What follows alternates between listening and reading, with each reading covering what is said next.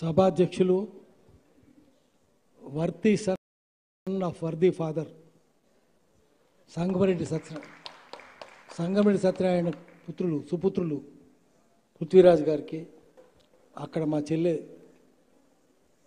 విమలక్క, మందకృష్ణ గారు, నా పేరే చందు, ఆయన పేరు కూడా యాదగిరి, ఏకనామం సదాప్రియం, మా కప్పెర ముందు నుంచి ఉన్నాడు మా కొలీగ్ దేశ్పత్. అదేవిధంగా మొదటి నుంచి ఉద్యమంలో ఉన్న మాడబు ప్రొఫెసర్ పేర్లన్నీ చెప్పుకుంటూ పోతే చాలా అవుతుంది. నేను క్లుప్తంగా మాట్లాడాలి కాబట్టి 2 ముక్కలు చెప్తున్నాను. సభలో ఉన్న వాళ్ళందరూ కవులు, కళాకారులే కనిపిస్తున్నారు, ఉద్యమకారులు కనిపిస్తున్నారు. అందరికీ నమస్కారం. సంగమరెడ్డి సత్యనారాయణ గారిని తెలంగాణ ఉద్యమ వైతాళికులు ఎందుకన్నాం? వైతాళికులు అంటే పైనీర్. వైతాళికులు అంటే ఏంటంటే అందరికంటే ముందు తాను మేల్కొని ఇతరులను మేల్కొల్పేవాడు. ఊరికే తాను మేల్కొంటే సరిపోదు, అందరికంటే ముందు తాను మేల్కోవాలి, ఇతరులను మేల్కొల్పాలి. ఈ ప్రమాదం ఉన్నది, పారా హుషారని చెప్పాలి. అట్లా చెప్పిన వ్యక్తి, అందరికంటే ముందు ఉద్యమం మొదలుపెట్టిన వ్యక్తి. 1952లో నార్మల్కి గోబ్యాక్ ఉద్యమం, ప్రొఫెసర్ కేశవరావు జాదవ్ గారు, హైదరాబాద్లో వీరు, వరంగల్లో వారు. ఆ తర్వాత మలిదశ, తొలిదశ ఉద్యమం అన్నీ ఎక్కడ జరిగినాయి? గౌలిగూడలో గోల్డెన్ ప్రెస్ పక్కన, గోల్డెన్ ప్రెస్, వెంకటేష్ ప్రెస్ ఎదురుగా డాక్టర్ సుధీర్ నాయక్ కార్డియాలజిస్ట్, ఆయన ఇల్లు. ఆ తర్వాత నందిని హోటల్, గౌలిగూడ నందిని హోటల్. సభలన్నీ సమావేశాలన్నీ అక్కడే జరిగేవి. ఇక్కడికి ఆ కిషన్ యాదవ్ కూడా వచ్చి ఉండాలి, సభలో కనిపిస్తున్నాడు నాకు ఆయన. ఈ సభలన్నీ చేసినప్పుడు అప్పుడు తొలిదశ మలిదశ ఉద్యమంలో ఎందుకు చేసినామంటే తెలంగాణ అంతర్గత వలస పాలనకు గురైంది. ఇంటర్నల్ కాలనీ అంటే ఏంటంటే పరాయి దేశం వాడు వచ్చి ఇండియాను కాలనీ చేసుకుని మార్చుకుంటాడు. బ్రిటిష్ వాడు, అంతకంటే ముందు ఫ్రెంచ్ వాడు, అంతకంటే ముందు పోర్చుగీస్ వాడు, వీళ్ళందరూ పెత్తనం చేసినారు.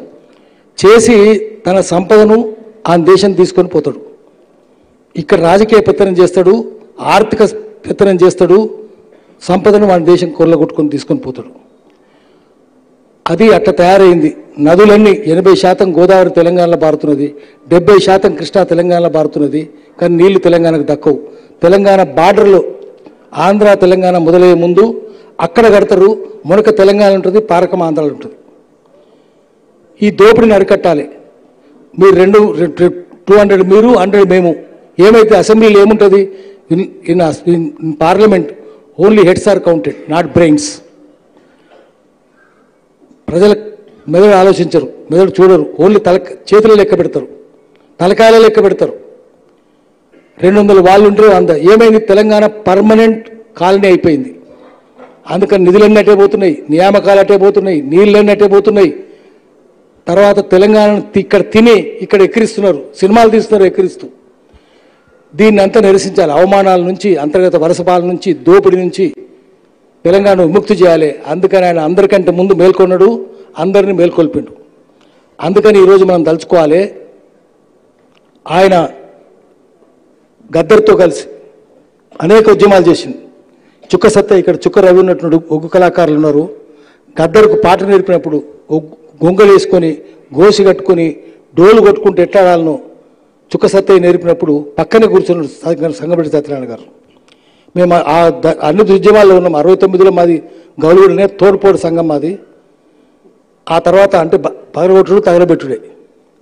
ఆ తర్వాత మళ్ళీ మలిదశ ఉద్యమం మళ్ళీ అక్కడే మొదలుపెట్టినాం మేము అందరం కలిసి. కాబట్టి ఆయనతో సన్నిహిత సంబంధాలు ఉన్నందువల్ల నేను మాట్లాడుతున్నాను. అయితే తెలంగాణ వచ్చింది. ఆ రోజు ఆయన ఎప్పుడు చెప్పేవాడు, భౌగోళిక తెలంగాణ సరిపోదు. జయశంకర్ గారికి, సంగమరెడ్డి సత్యనారాయణ గారికి భేదాభిప్రాయాలు ఏంటంటే ఆయన ఏదో ఒక తెలంగాణ రాని అనేవాడు. కానీ ప్రొఫెసర్ కేశవరావు జాదవ్ కానీ సంగమరెడ్డి సత్యనారాయణ గారిని ఒప్పుకునేది కాదు. అది ప్రజాస్వామిక తెలంగాణ రావాలి, ప్రజల రాజ్యం ఉండాలి. భౌగోళిక ఏమవుతుంది? ఏమైంది చూసినాం కదా మనం. ఏమైంది? 10 ఏళ్ళు ఏమైంది? ఆ రోజు మనం ఇంకొకటి ఏంటంటే ప్రజల్ని చైతన్యవంతం చేయాలంటే కళాకారుల గొంతునే వాడాలి. పాలో ఫ్రేరే చెప్పినట్టు రాజకీయ ఆధిపత్యాన్ని రాజకీయ చైతన్యంతో ఎదిరించలేనప్పుడు ప్రజా సంస్కృతిని ఆయుధంగా మలుచుకోవాలన్నాడు ఆయన. Let us use popular culture as means. అదే చేసిండ్రు అన్ని చోట్ల. ఊరూరా ఎవరు పాటలు పాడింది? ఎవరు? మాలమాదిగలే కదా. వాళ్ళ దగ్గరనే ఉంది. 80% కళాకారులు మాలమాదిగలే ఉన్నారు. ఎందుకున్నారంటే అప్పుడు మాకు అనిపించింది వేదన నుంచి వేదం పుడుతుంది. కష్టాలు ఉన్నారు కదా, వాళ్ళంతా అంటరానితనాలు ఉన్నారు కదా, దోపిడీలు ఉన్నారు కదా. వేదన నుంచి వేదం పుడుతుంది, శోకం నుంచి శ్లోకం పుడుతుంది. అందుకనే వాళ్ళే ముందున్నారు, కళాకారులుగా దళితులే ఉన్నారు. అందుకని వాళ్ళని ముందు పెట్టాలనుకున్నాం. వాళ్ళందరితో చైతన్యం, ఊరిలో చైతన్యం. పాల్ రోబ్సన్ సృష్టించినాం. మా నలిగంటి శరత్ కూడా చెప్తుంటాం. పాల్ రోబ్సన్ నీగ్రో కవి. అమెరికాలో కూడా అందరికంటే గొప్ప కళాకారులు, గాయకులు నీగ్రోసే. వాళ్ళ తెల్లతోలు వాళ్ళు నల్లోళ్ళు నీగ్రోలు నిల్చుంటే, కళాకారులు నిల్చుంటే, తెల్లతోలు కళాకారులు వాళ్ళ ముఖాలు ఎత్తుకుని ఉండరు నైపుణ్యంలో. పాల్ రోబ్సన్ పాడుకుంటూ పోతే ఎట్లా పాడేవాడు ఆయన. కచేరీ మొదలయ్యేటప్పుడు చెప్పేవాళ్ళు. ఈ సంగమేడి సత్యనారాయణ గారు, నేను అన్ని చోట్ల చెప్పినాం. సత్యనారాయణ గారు కూడా పాల్ రోబ్సన్ తలుచుకునే వాళ్ళు. నల్గంటి శరత్ గుర్తుండి ఉంటుంది.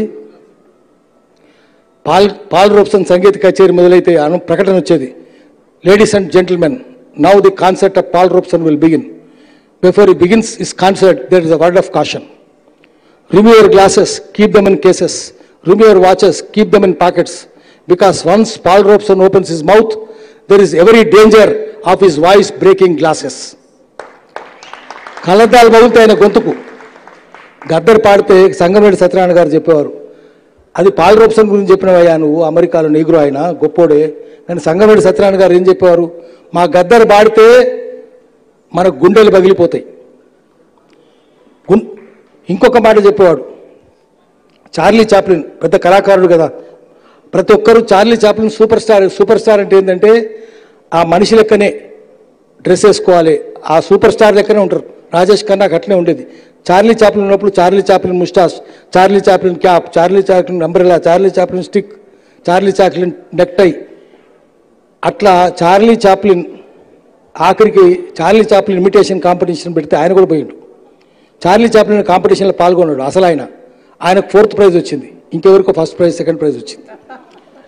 గద్దర్ తోటి మేము చెప్పేవాళ్ళం, సంగమేడి సత్యనారాయణ గారు కూడా చెప్పేవారు, గద్దర్ కనుక ఇమిటేషన్ కాంపిటీషన్లో పాల్గొంటే, ఎందుకంటే ప్రతి ఊరిలో ఒక 20 మందిని తయారు చేసిండు గద్దర్ లాగానే, గోసి గొంగడి వేసుకొని ఎగిరేళ్ళు పాటోళ్ళు. గద్దర్ కనుక ఆ కాంపిటీషన్లో పాల్గొంటే నీకు 5th ప్రైజ్ వస్తుంది అనేవాళ్ళు. అంతమందిని తయారు చేసిండు గద్దర్.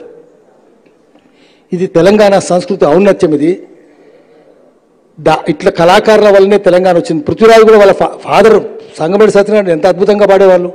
ఒక మాట చెప్పి ఆపేస్తాను నేను. ఆయన సంజీవరెడ్డి మామ పాడేంగే పాయిజామ ఎందుకు పాడిండు తెలిసిన, చక్రపాణి యాదవ్ కౌన్సిల్ చైర్మన్ సంజయ్తో కలిసి పనిచేసిండు. సంజయ్ తమ్మునిలాగానే పెరిగిండు. ఆయనను సంజీవరెడ్డి, ఏసీ సుబ్బారెడ్డి, తర్వాత బ్రహ్మానంద రెడ్డి ఎట్లా అవమానించిందంటే అది విని చూసి రాసిన. తెలంగాణ ఉద్యమం అంశం కూడా ఉంది, దళిత ఉద్యమం కూడా ఉంది. ఆయన లోపలికి వెళ్తుంటే ఆయన తోసుకొని పోయేవాళ్ళు. ముఖ్యమంత్రి సంజీవయ్య తోసుకొని పోయి ఆయన కుర్చీ మీద కాలు పెట్టేవాళ్ళట.